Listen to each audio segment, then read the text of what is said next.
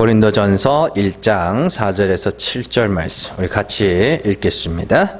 예수 그리스도 안에서 너희에게 주신 하나님의 은혜로 말미암아 내가 너희를 위하여 항상 하나님께 감사하노니 이는 너희가 그 안에서 모든 일 곧 모든 언변과 모든 지식의 풍족함으로 그리스도의 증거가 너희 중에 견고하게 되어 너희가 모든 은사에 부족함이 없이 우리 주 예수 그리스도의 나타나심을 기다림이라. 아멘. 고린도전서 네 번째 시간입니다. 위로부터 받은 은사입니다. 우리가 지난 시간에 사도 바울이 고린도 교회 성도들을 향하여 감사했던 두 가지 제목을 살펴봤습니다. 사울이 하나님께 감사했다는 것은 그들이 그렇게 되기를 원하고 있었다는 뜻이며 또 그렇게 하나님 앞에 구하였다라는 의미도 됩니다. 그래서 바울이 감사했다는 것은 우리도 그렇게 되어야 된다라는 걸 의미해요. 그래서 바울이 첫 번째로 감사했던 것이 말과 지식의 풍족함이었습니다. 그래서 말과 지식이 풍족했다는 것은 한마디로 그들이 하나님을 아는 지식, 그리고 성경을 통하여 그 하나님이 진짜 그런 분이었구나를 많이 알았다는 겁니다. 그러니까 성도는 많이 알아야 된다 그랬죠. 그리고 두 번째는 그리스도의 증거가 너희 중에 견고하게 되었다라는 것이었죠. 그래서 그리스도의 증거라는 것은 예수께서 나타내신, 예수께서 증언하신 하나님, 그게 그리스도의 증거입니다. 그래서 그러니까 성경에 나오면 그리스도의 증거 나오면 그리스도께서 우리에게 그 하나님이 어떤 분인지 이렇게 증언해 주셨잖아, 이렇게 이해를 하시면 돼요. 그래서 그리스도의 증거라는 것은 그리스도께서 나타내신 죽은 자를 살리시는 하나님이심을 그들이 확실하게 알고 있었다. 그게 견고하게 된 거예요. 그래서 어떤 말에도 흔들리지 않는 거예요. 그동안 기독교는 지식에 대해서 너무 무시하는 경향이 있었습니다. 왜 그런지는 모르겠지만 한국 기독교의 두 방향은 체험과 행위였어요. 체험과 행위. 그래서 영적인 체험을 중요시하면서 기도를 많이 하고 뜨겁게 하는 것이 신앙생활의 전부인 줄 아는 사람이 있었고, 또 어떤 곳에서는 행위를 중요시하여 우리가 세상에서 이렇게 삽시다, 착하게 삽시다, 윤리적으로 삽시다, 그렇게 어떻게 살아야 하는가에 초점을 두고 있었습니다. 그래서 예수를 믿는 게 뭔지도 모르면서 예수를 믿는다고 하는 사람들이 태반이었어요. 지금도 그럴 거예요. 예수를 믿습니까? 할 때 난 믿습니다. 그러면 물어보세요. 예수를 믿는 게 뭐예요? 그렇게. 예수 그리스도께서 하나님이 죽은 자를 살리시는 이심을 우리에게 보여주셨고, 친히 우리의 죄를 담당하시고 죽으시고 죽으시자 하나님이 죽은 자 가운데서 살려내셨죠. 그리고 그러니까 우리가 이제 뭘 하면 되냐면 그리스도와 같은 모양으로 죽으면 돼요. 내가 저주받을 죄인입니다 라고 그렇게 고백하고 그리스도와 함께 죽으면 그리스도를 죽은 자 가운데서 살리신 하나님이 우리도 살리실 줄을 믿노라. 그게 믿음이에요. 내가 죽은 자입니다. 내가 죽은 죄인입니다 라는, 하나님이 불쌍히 여기셔야 구원받을 수 있는 그런 자입니다 라고 그 고백이, 내 고백이, 그러한 자기 고백이 있는 것이 예수를 믿는 거예요. 그게. 근데 몰라요. 그냥 예수님이 십자가에서 내 죄를 담당하고 죽으셨대. 그걸 내가 믿어. 어떡해요. 그게 뭔데요? 그 예수를 믿는 게 뭐냐 그러면 나는 예수 아니면 지옥 가야 될 자야. 이게 예수를 믿는 거예요. 진짜 그런 걸 살아내는 게, 진짜 그렇게 막 저주를 받아 죽을 죄인으로 살아내라는 게 아니라 진짜 그걸 봐야 된다니까요. 그러니까 그러면 결국에는 신앙생활이라는 것은 다른 사람 눈에 비친 나의 모습이 아닌 거잖아요. 내가 나를 어떻게 알고 내가 하나님을 어떻게 아느냐의 문제지. 근데 뭘 세상이 우리 교회를 욕한다고 왜 신경 써요? 그걸 세상이 교회를 향하여 뭐라 그러든지. 세상은 옛날부터 교회를 욕했어요. 지금 좀 더 심해졌을 뿐이지. 언제 욕 안 한 적 있어요? 늘 욕했지? 어떤 이유에서건 어떤 꼬투리를 잡아서 욕을 했다고요. 밤에 예배 드리면 시끄럽다고 민원 넣고 한두 번 당해왔어요?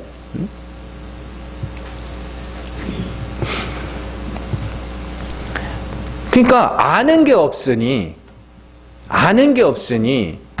그게 어떻게 열심히라도 부려보려고 그러는 거죠. 그런 거라도 해서 그냥 내 믿음을 확인해 보려고 그러는 거죠. 아는 게 없으니. 그래서 바울이 한국 교회의 흐름과는 정반대로 고린도 교회를 위해서 감사한 것이 많이 아는 거. 많이 알고 그 많이 아는 것이 어떻게 해요? 흔들리지 않아요. 견고하게 됐다.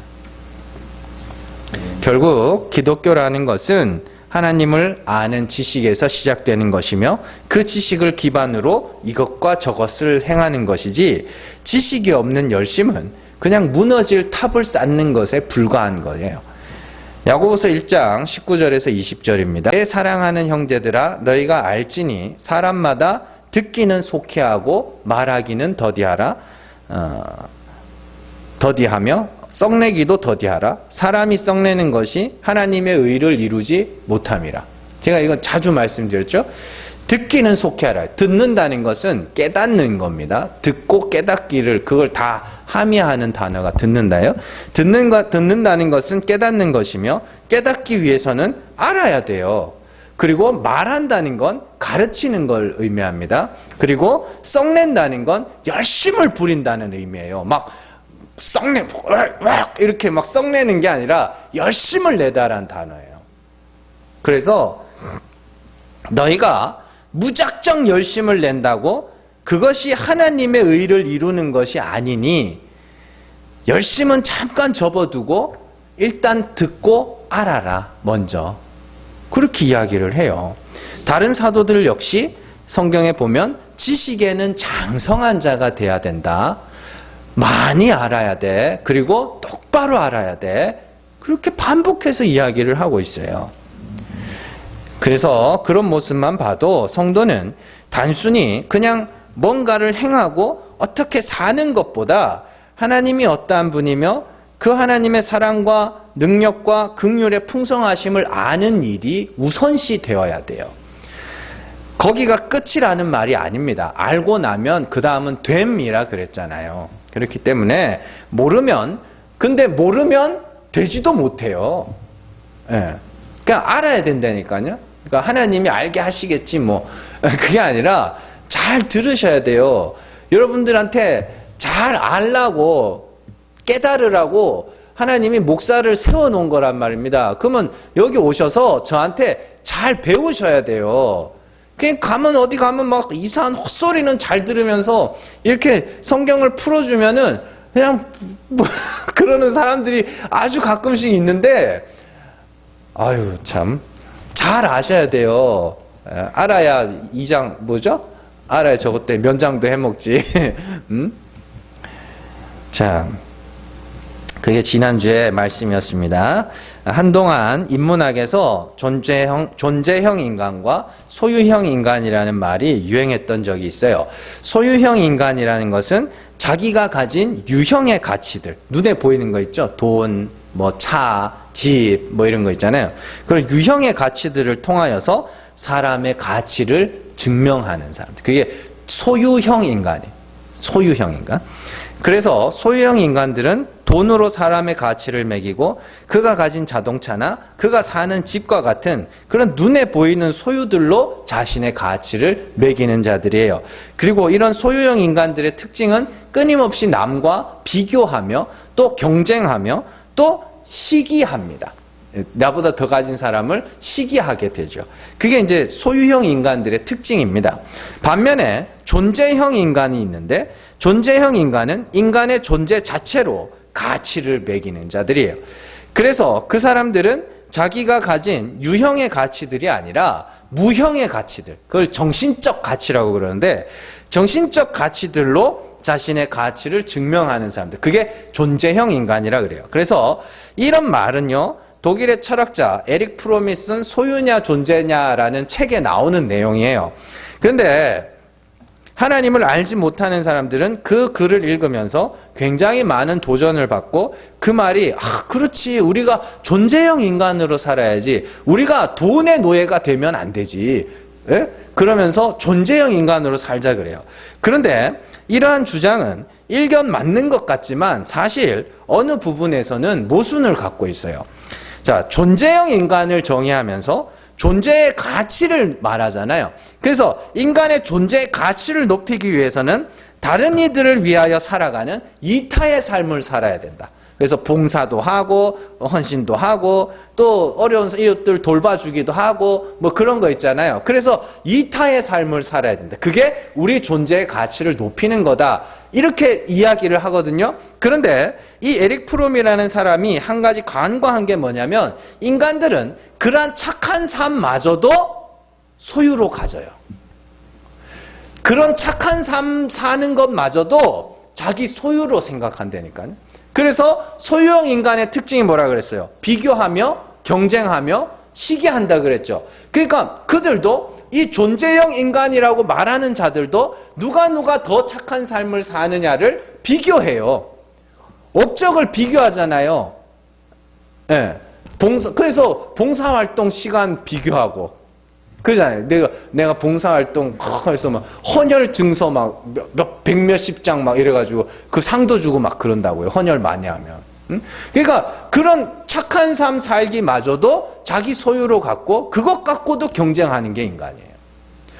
비교하고 경쟁하고 그리고 그 소유형 인간들의 제일 교만한 게 뭐냐면, 존재형 인간들의 제일 교만한 게 뭐냐면, 소유형 인간이라 불리는 사람들 있죠? 돈 때문에 막 이렇게 사는 사람들.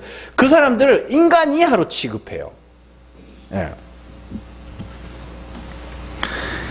그래서, 이러한 자신의 착한 삶을 토대로 자신의 가치를 증명하며 자신보다 무형의 가치를 많이 가지지 못한 자들을 무시하는 자들이 그 에릭 프롬이 말하는 존재형 인간들이 사실은 더 무서운 소유형 인간이에요. 더 무서운.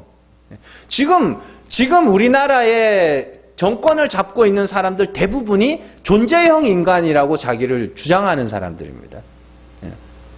차라리 정치는 소유형 인간들이 하는 게 더 나아요.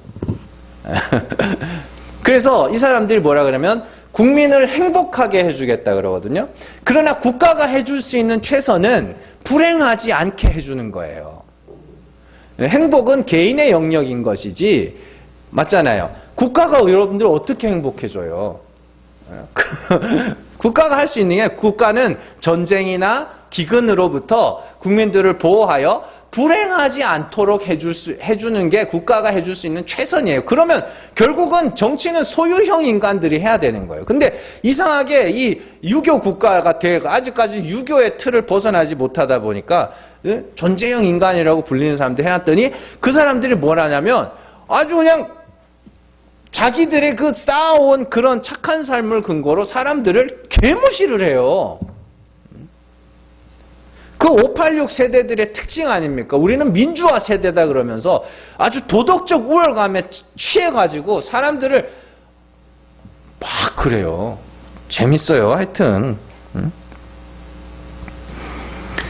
이 두 가지 인간형, 에릭 프롬이 말하는 소유형 인간과 존재형 인간이 성경에 대조되어 나오는데 그게 누구냐면 바리새인과 세리예요. 세리는 자신의 평안한 노후를 위해서 나라마저도 배신한 사람들입니다. 평안한 노후를 위해서. 이 오죽하면 세리라는 단어가 텔로네스라는 단어가 그 안식을 사는 자들이에요. 세리, 세금 걷는 자라는 단어가 아니에요. 세리라는 단어가. 안식을 사는 자들. 그러니까 열심히 돈 바닥바닥 긁어가지고 노후에 편안하게 사는 게 그 사람들의 목적이었어요. 근데 반면에 바리새인들은 황금을 보기를 돌같이 하는 자들이었습니다. 그들은 청빈의 삶을 지향했으며 자신의 돈으로 남을 구제하는 사람들이었어요. 그래서 예수님에게 그 여인이 하나 와서 향유 깨죠. 그죠? 향유 담은 옥합을 깨서 예수님의 발에 머리에 이렇게 붓는 걸 보고 사람들이 뭐라 그러냐면 저걸 가난한 자들에게 나눠줘야지 이렇게 이야기를 해요. 그걸 누구한테 배웠겠어요? 그걸 바리새인들한테 배웠다니까요. 그래서 에릭 프롬이 말하는 존재형 인간들이 바리새인들이었어요. 우리가 뭐 오늘날 부패한 종교인들 때문에 바리새인들도 그들과 같았을 거라고 생각하지만 절대 아닙니다. 바리새인들은 우리가 따라할 수 없을 만큼 그렇게 의로운 사람이고 신실한 사람이었단 말이에요.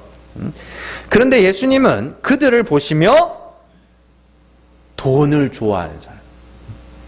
누가복음 16장 14절로 한번 가보세요. 같이 읽습니다. 바리새인들은 돈을 좋아하는 자들이라 이 모든 것을 듣고 비웃거늘. 아멘. 바리새인들은 돈을 안 좋아하는 사람들이었는데 성경이 굳이 돈을 좋아하는 사람들이라고 이렇게 불러요.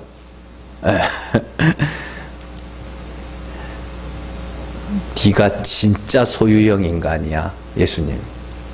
너희가 진짜 소유형 인간이야.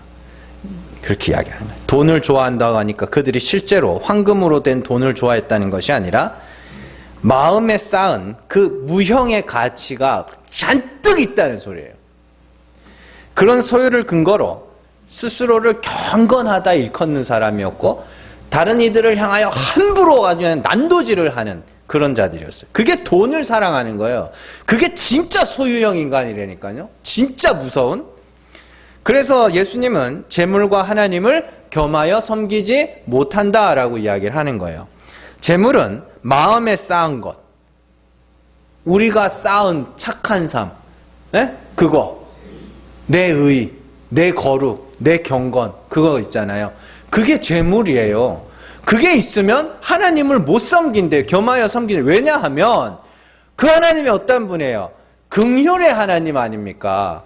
근데 내가 한 게 이만큼 많은데 어떻게 긍휼을 구하겠냐고요. 대가를 바라지.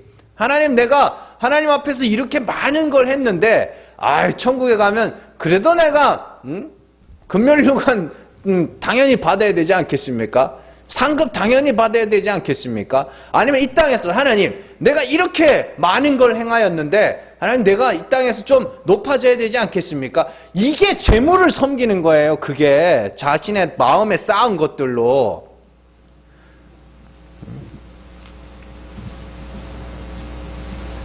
그래요. 근데 진짜 그 하나님을 알게 됐을 때 내 안에 있던 게 어떻게 돼요? 사도 바울이 자신 안에 많은 소유를 가지고 있었잖아요. 진짜 그 하나님을 알고 났더니 어떻게 돼요? 이게 다 배설물로 여겨서 버려지는 거예요. 그러니까 하나님과 재물은 겸하여 섬길 수 없다는 말이 그 말이란 말입니다. 행위와 긍휼은 같이 있을 수가 없다. 그렇게 이해를 하시면 돼요. 자, 야고보서 5장 3절로 한번 가보세요. 5장 3절 같이 읽습니다. 너희 금과 은은 녹이 쓸었으니 이 녹이 너희에게 증거가 되며 불같이 너희 살을 먹으리라. 너희가 말세에 재물을 쌓았도다. 아멘. 말세에 재물을 쌓으면 안 돼요? 예? 먹고 살아야 될 거 아니에요. 뭐 어떻게 굶어 죽을 것도 아니고. 말세가 뭐예요? 예수님이 참 하나님을 나타내신 때를 말세라고 그런다 그랬죠? 그리고 예수님이 나타내신 하나님은 은혜와 긍휼의 하나님이신데 너희가 그 말세를 통하여 그 하나님이 어떠한 분인지를 알았음에도 네 마음에 재물이 쌓여 있다면 그건 잘못하는 거야. 그래서 하나님이 어떻게 해요? 부한 자들을 낮추시는 거예요. 자, 그러니까 진짜 무서운 소유형 인간들이 누군지 아시겠어요? 정말 무서운 소유형 인간들은 돈 많이 가진 사람들이 아니에요. 자기가 정말로 그 마음에 정의감으로 가득 차서 자기가 쌓은 업적들이 가득 차 있는 그런 사람들이 진짜 무서운 소유형 인간들이라고요. 그래서 참 재미있는 게 유교에서 사농공상이죠. 사농공상. 그래서 사는 뭐예요? 선비죠. 이 유교에서 선비는 사제입니다. 제사를 주관할 수 있는 사람이에요. 농사는 농공상이죠. 그러니까 그때 당시에 사실은 돈을 제일 많이 만지는 사람들이 공상이에요. 물건 만들고 장사하고 시장에서 장사하는 사람들. 그 사람들을 무시했단 말이에요. 유교는 뭐예요? 그래서 선비들의 최고 덕목이 뭐예요? 청렴 아닙니까? 그래서 청백리 사상 막 이러고 그런 거에서 청백리 상도 있고 이랬단 말이에요. 청렴하게 살면서 가난하게 살면서 이걸 미덕으로 삼았다니까요. 그러면서 그들이 막 이렇게 많은 지식을 알고 그걸 갖고 많은 덕을 쌓고 이게 진짜 무서운 소유인간이에요. 그러니까 그게 제일 위에 가 있어요. 그리고 인도의 힌두교에도 제일 위에가 뭐예요? 브라만이 사제입니다. 종교인들이에요. 왜 그 사람들이 신분 제일 위에 있겠어요? 진짜 소유형 인간이란 말이에요, 그게. 그냥 열심히 일해서 돈 벌어먹고 살면 돼요. 나쁜 게 아니란 말입니다, 그게. 진짜 무서운 건 하나님 앞에서 내가 한 게 많은 자들, 그들이 진짜 무서운 소유형 인간이에요. 그러면 진짜 존재형 인간은 누구인가? 고린도전서 1장 28절로 한번 가세요. 같이 읽습니다. 하나님께서 세상에 천한 것들과 멸시받는 것들과 없는 것들을 택하사 있는 것들을 폐하려 하시나니, 이렇게 돼 있죠. 하나님이 택하신 자들이 어떤 자들이에요? 천한 자들, 멸시받는 자들, 없는 것. 이렇게 돼 있으니까 어디 길거리 노숙자 이렇게 생각해요. 그게 아닙니다. 죄인들이에요. 없음, 자기가 없음인 줄 아는 거. 하나님, 나는 죄가 많은 사람입니다. 그들이 진짜 존재형 인간. 왜냐하면 그들은 누구만 의지해요? 하나님만 의지해요. 하나님의 긍휼만 바라본. 그게 진짜 존재형 인간. 그래서 그들은 자랑할 게 뭐밖에 없어요? 하나님의 은혜, 그리스도의 십자가, 이것밖에 없어요. 그게 진짜 존재형 인간들이라고. 왜요? 하나님은 없는 것을 있는 것으로 부르시는 이니까.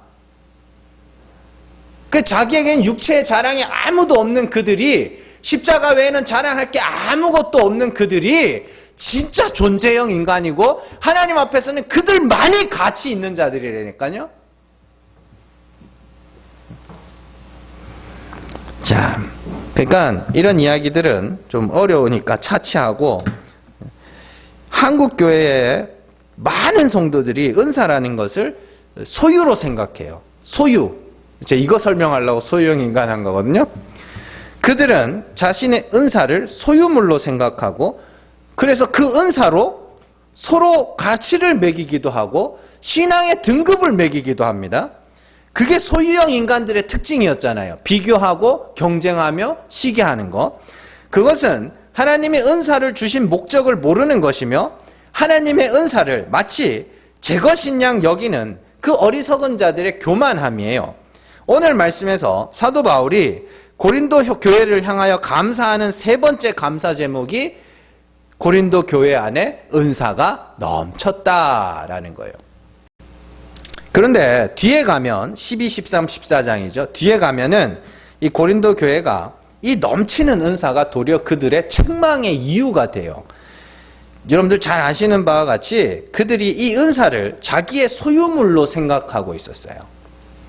자기의 은사가 더 나은 은사이며, 또한 자기들이 판단하기에 더 나은 은사를 가진 사람들이 있고, 더 나은 은사를 또 갖기 위해서, 그렇게 되기 위해서 막 그렇게 했던 거예요. 우리나라에도 그런 현상들은 있었죠. 일례로 한때 한국 교회에 방언을 못하면 믿음이 없는 사람이라고 말하던 자들이 있었어요. 방언을 못하면 믿음이 없다고. 그게 진짜 귀신 들린 거예요. 그게 진짜 마귀 새끼들이라고요. 네. 저도 전도사 사역하면서 그런 말을 들어봤고, 실제로 제가 이렇게 직접은 아닌 제 친구 목사님들 전도사 때 이렇게 들어보면 성도가 일어나가지고, 목사님 설교 중에요. 목사님 방언할 줄 아냐고. 방언도 못하는 게 무슨 목사냐고. 그러던 시절이 있었어요. 그게 마귀 짓이에요, 그게. 참. 그 방언이 그 방언이에요? 성경이 말하는 방언이? 예? 그 방언이 그 방언도 아니에요.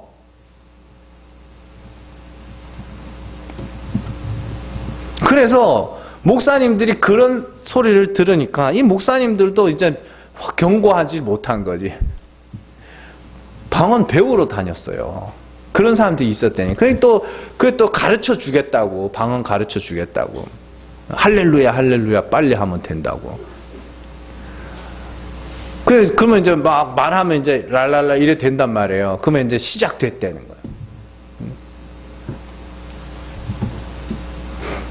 그거 다 마귀 짓을 하고 있는 거예요, 그게. 참. 이런 모습이 은사를 자기의 소유로 삼는 자들의 전형적인 모습이에요. 이런 은사는 안 받는 게 나아요. 그런 거는. 그렇게 할 거면. 은사라는 것은 사람이 가르치고 노력하여 얻어지는 것이 아니라 하나님께로부터 인간들에게 내려오는 겁니다. 로마서 12장 한번 가보자. 로마서 12장 6절. 자, 같이 읽습니다. 우리에게 주신 은혜대로 받은 은사가 각각 다르니 혹 예언이면 믿음의 분수대로 이렇게 돼 있죠. 야고보서 1장 17절 같이 읽습니다. 온갖 좋은 은사와 온전한 선물이 다 위로부터 빛들의 아버지께로부터 내려오나니 그는 변함도 없으시고 회전하는 그림자도 없으시니라. 아멘. 온갖 좋은 은사가 어디서부터? 하늘로부터 빛들의 아버지에게서 어떻게 해요? 내려온다고. 그러면 은사가 제가 여러분에게 은사를 줄 수 있어요, 없어요? 없어요.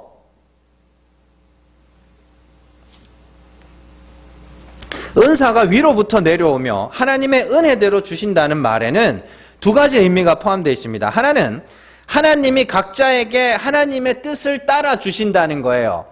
로마서 12장에서 바울은 받은 은사가 각각 다르다 이렇게 이야기를 합니다. 그 말은 하나님이 주시고자 하는 대로 주신다는 이야기죠. 각 사람을 향한 하나님의 뜻을 따라 주시는 것이기 때문에 엄밀히 말해서 내가 원한다고 주는 것도 아니에요. 바울을 향한 하나님의 뜻이 뭐였어요? 하나님의 복음을 이방에 전하는 사도로서 쓰시는 것이 하나님의 뜻이었죠. 그래서 그 사도의 직을 감당할 수 있도록 하기 위해서 하나님이 그에게 은사를 주시는 거예요. 심지어 바울은 뭐도 은사라 그래요? 결혼을 안 하는 것도 은사라 그래요.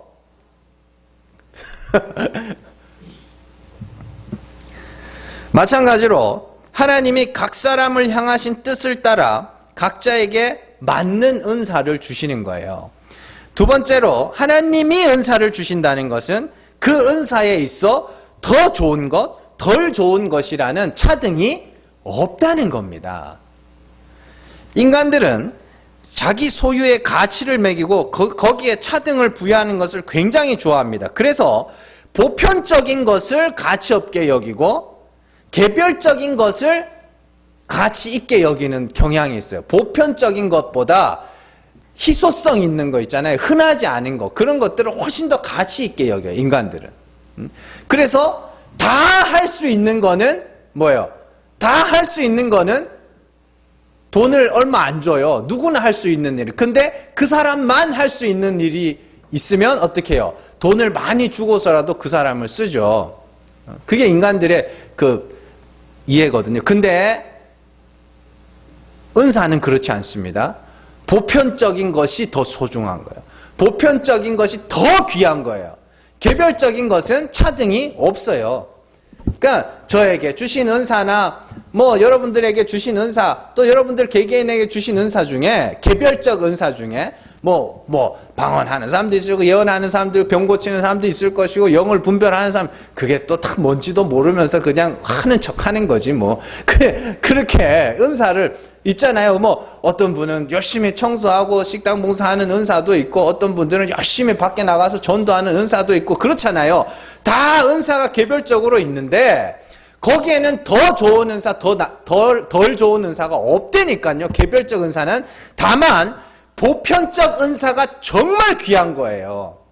보편적 은사가. 고린도전서 12장 28절로 한번 가보세요. 같이 읽습니다.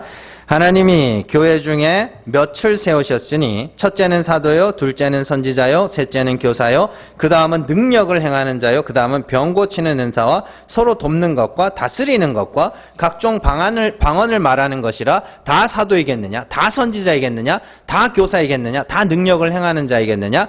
다 병을 고치는 은사를 가진 자이겠느냐? 다 방언을 말하는 자이겠느냐? 다 통역하는 자이겠느냐? 너희는 더 큰 은사를 사모하라. 내가 또한 가장 좋은 길을 너희에게 보이리라. 아멘.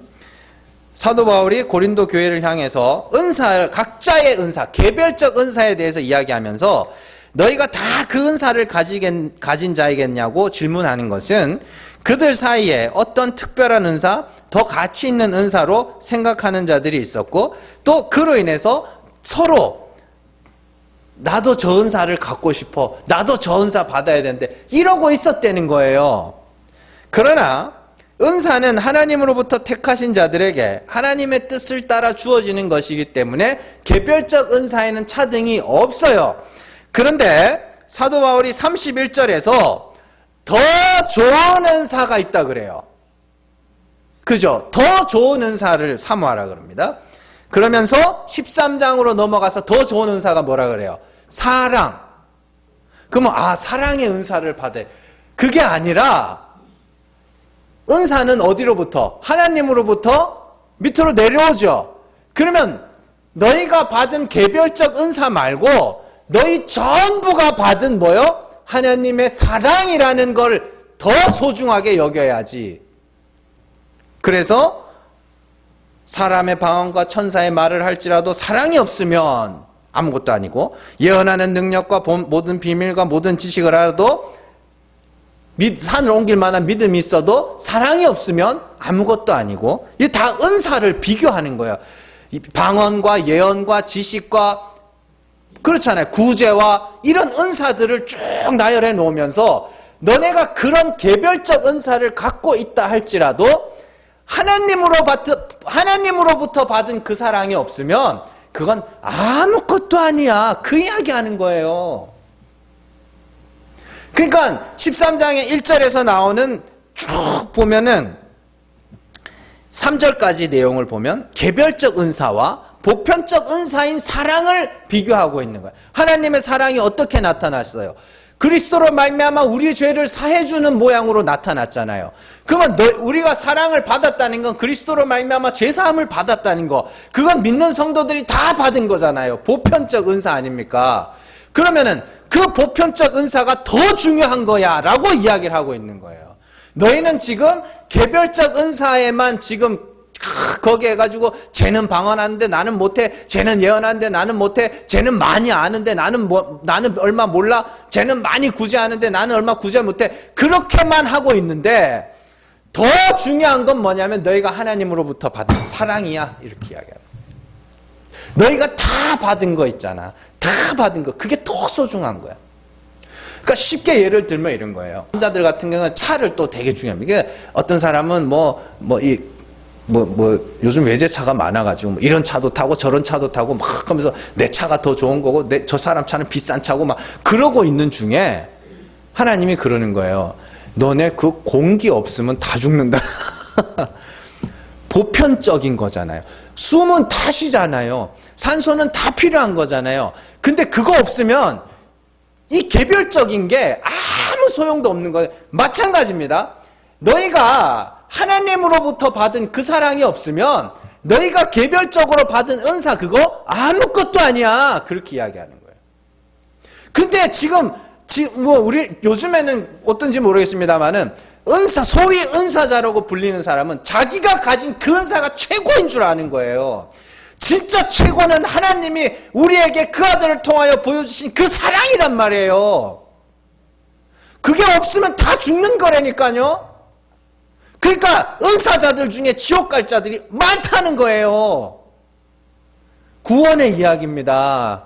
천국과 지옥을 가르는 이야기예요. 우리가 그 하나님으로부터 받은 그 사랑을 알지 못하면 내가 아무리 뛰어난 능력을 갖고 있어도 그거 아무것도 아니라니까. 그러니까 아무것도 아니라는 말은 뭐냐면 넌 구원 못 받는다는 소리예요. 그런데 우리가 그 하나님의 사랑, 예수 그리스도의 십자가, 그리스도로 말미암은 죄사함과 그 은혜와 긍휼을 찬송하는 것보다 그 은사에 치우쳐가지고 야, 저 사람은 은사자다, 믿음 좋다 이러고 있으면 어떡하냐고요. 그건 아니란 말이에요. 그러니까 얼마나 많은 성도들이 속아왔냐고요, 지금까지.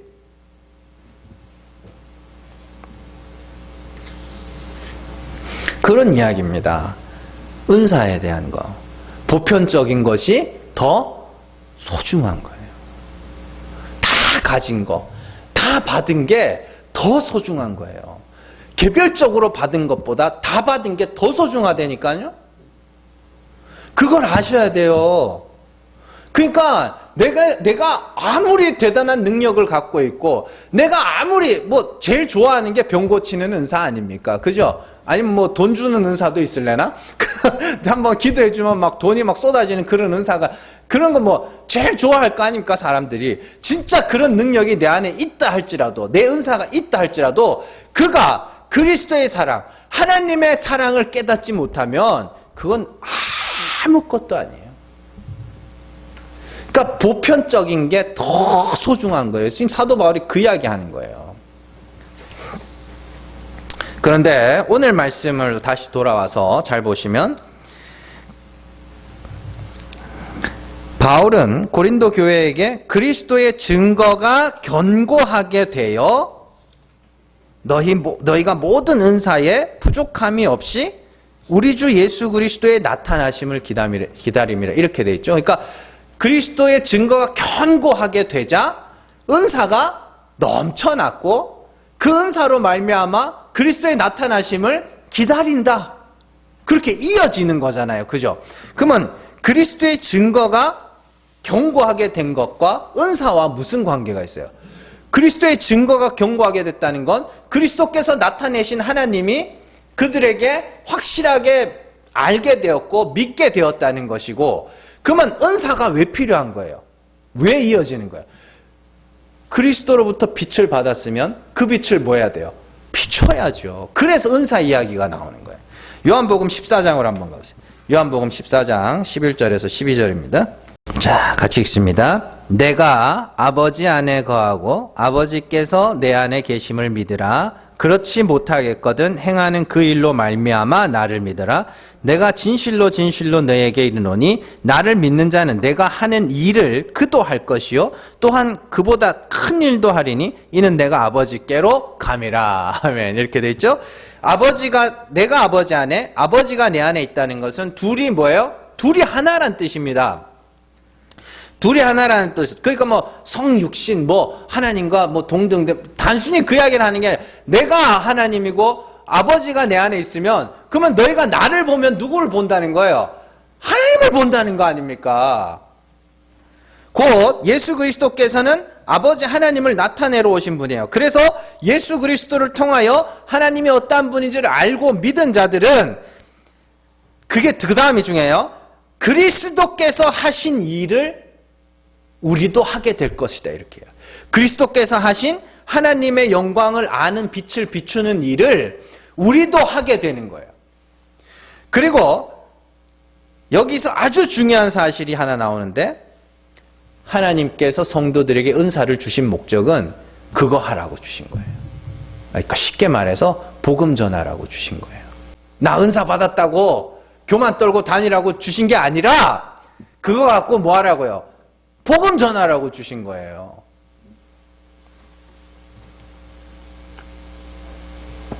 그래서 그 은사를 적극 활용하여 복음을 전하는 것이 그리스도의 오심을 기다리는 거예요. 마가복음 13장으로 한번 가보세요. 읽습니다.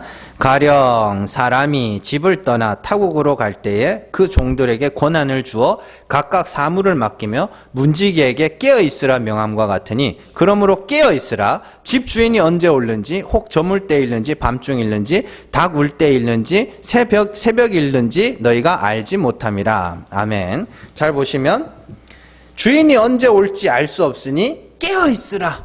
그렇게 이야기를 합니다. 그리고 깨어있는 것이 무언가 하면 34절에 종들에게 권한을 주어 사무를 맡기며 깨어있으라.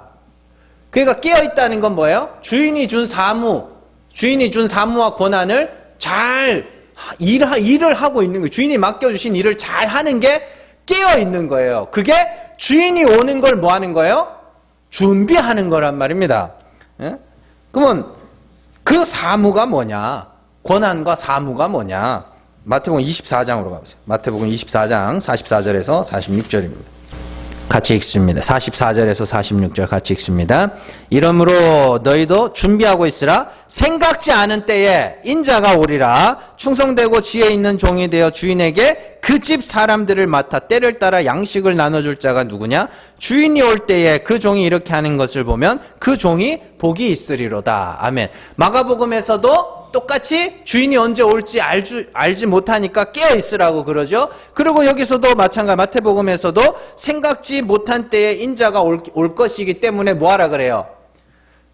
준비하고 있으라 그래요. 그 준비가 뭐냐면 그 집 사람들을 맡아 양식 나눠주는 거. 복음 전하는 거예요. 그게 충성되고 지혜 있는 종들에게 맡기신 권한과 사무. 그러니까 하나님이 우리에게 은사를 주신 것은 주님의 오심을 기다리며 뭐 하는 거예요? 그 진리의 복음을 증거하는 거. 그것이 은사를 주신 목적이거든요. 그러면 그 은사에 맞게 쓰시면 돼요. 그 목적에 맞게 은사를 잘 쓰시면 돼요. 그러니까 소위 능력자라고 불리는 사람들이 그 나자빠지는 거 보면서 참 저 사람은 저렇게 나자빠지는 게 다행이다 싶을 때가 있어요. 얼마나 사람들이 교만하고 성도 알기를 그냥 반말을 왜 하는 거예요 도대체? 자기보다 나이도 훨씬 많은 사람들한테 해가지고 뭐 무당 같아요. 무당. 저기 점집 가면은 동자 귀신 이런 거 장군님 모시고 막 이런 장군 보살 이러고 선녀님들 있고 이렇잖아요. 그게 이제 다 자기가 모시고 있는 신들을 그렇게 하는 거거든요. 무슨 선녀, 천산 선녀 이러면 이제 천산 선녀가 이제 자기가 접신을 한 거예요. 그리고 애기 보살 애기 보살 이러면 애기가 이제 온 거고, 장군 보살 이러면 이제 장군이 온 거고 막 그러거든요. 그럼 그 인간들 특징이 뭐냐면 다 반말해요.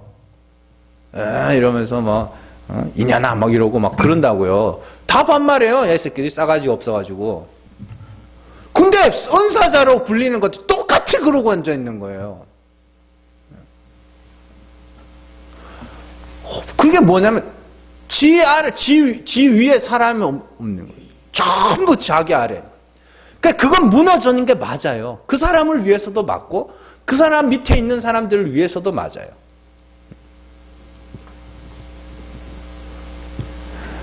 속지 마세요. 하나님 은사를 주신 목적은 그거 갖고 교만 떨라고 주신 게 아니라 복음 전하라고 주신 거예요. 열심히 복음 전하세요. 그러면 이제 우리가 궁금하잖아요. 하나님이 도대체 내게 무슨 은사를 주셨을까? 그게 제일 궁금한 거 아니에요? 그죠? 사실 로마서 6장으로 한번 가보세요. 가르쳐 드릴게요. 여러분들이 받은 은사가 뭔지. 자, 로마서 6장 23절 같이 읽습니다. 죄의 삭은 사망이요 하나님의 은사는 그리스도 예수 우리 주 안에 있는 영생이니라. 아멘. 그게 우리가 받은 은사예요. 제일 좋은 거예요. 그게 사랑이잖아요. 영생이잖아요. 그 은사 받았네요. 그럼 됐어요. 그러면 가서 우리에겐 영생이 주어졌다면서요. 그보다 더 귀한 게 없다니까요. 하나님이 선지자들을 보내시고 예수님도 보내시고 사도들을 보내시고 그 오랜 역사를 거치면서 이 성경을 남겨두셔서 오늘날 우리에게 이렇게 남겨두신 이유는 택하신 자들에게 영생이라는 그 가장 귀한 선물을 주시기 위해서 남겨두신 거라니까요. 그래서 우리가 그리스도를 믿음으로 영생을 받았다며요. 제일 귀한 은사가 있네요, 우리 안에. 그럼 됐어요. 뭘 더 바래요? 그리고 여러분들의 개별적 은사라는 것은 여러분들의 삶 속에서 마주하는 사람들 있죠? 그 사람들은 여러분들만 만날 수 있고 여러분들만 상대할 수 있습니다. 그래서 주변에 병자들이 많은 사람들이 있어요. 그죠? 그 사람들은 그게 은사예요. 그 사람들에게 가서 그 사람들 상대하면서 복음 전하면 되고, 또 교사는 뭐예요? 어린 학생들을 상대하잖아요. 그 동료 교사들도 상대하네요. 학부모들도 상대하네요. 그 사람들에게 복음 전하면 되는 거고, 주부는 어떻게 해요? 내 가정, 내 식구는 어떻게 나만 상대할 수 있다니까요. 그들에게 전하면 돼. 그게 다 은사예요. 그러니까 어떤 신비한 어떤 거 찾지 마시고 제일 신비한 게 뭐냐면 피조물인 인간, 티끌인 인간을 하나님의 아들로 삼아주시는 게 제일 신비한 거예요. 그게. 그 신비한 걸 놔도 왜 엉뚱한 걸 자꾸 찾냐고요. 그러니까 그 은사 갖고 열심히 복음 전하면서 하나님의 예수 그리스도의 나타나심을 기다리는 지혜롭고 충성된 종으로 살아가는 저 여러분들 되시기를 주님의 이름으로 축원합니다. 기도하겠습니다.